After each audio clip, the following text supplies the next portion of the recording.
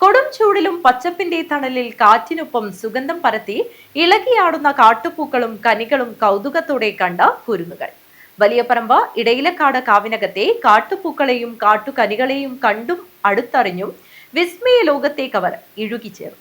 ഗ്രന്ഥശാല സംഘത്തിന്റെ വായനാ വെളിച്ചം വായനാ കളരി പദ്ധതിയുടെ ഭാഗമായി ഇടയിലക്കാട് നവോദയ ഗ്രന്ഥാലയത്തിന്റെ നേതൃത്വത്തിലാണ് കടുത്ത ചൂടിലും പൂത്തും കായ്ച്ചും പ്രകൃതിയുടെ മുത്തുകൾ പോലെ തൂങ്ങിയാടുന്ന കായ്കനികളെ നിരീക്ഷിക്കാൻ കുരുന്നുകൾ കാവിനകത്തെത്തിയത്. ഇന്ദ്രിയങ്ങൾക്ക് സുഖം പകർന്ന് മനം മയക്കുന്ന ഇലഞ്ഞിയുടെയും മനോഹാരിത നിറഞ്ഞു തുളുമ്പുന്ന കരിങ്ങോട്ടയുടെയും പൂക്കൾ കുരുന്നുകളിൽ വിസ്മയം വിരിയുന്നതായി. മിക്ക പൂക്കളും കാവിൽ കായായി മാറുന്ന ഘട്ടത്തിലാണ്.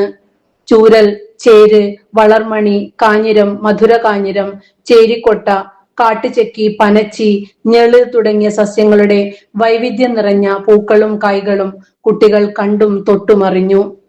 ചിത്രശലഭങ്ങളും നിശാശലഭങ്ങളും വിവിധയിനം വണ്ടുകളും കാഴ്ചയ്ക്ക് വർണ്ണം പകർന്നു.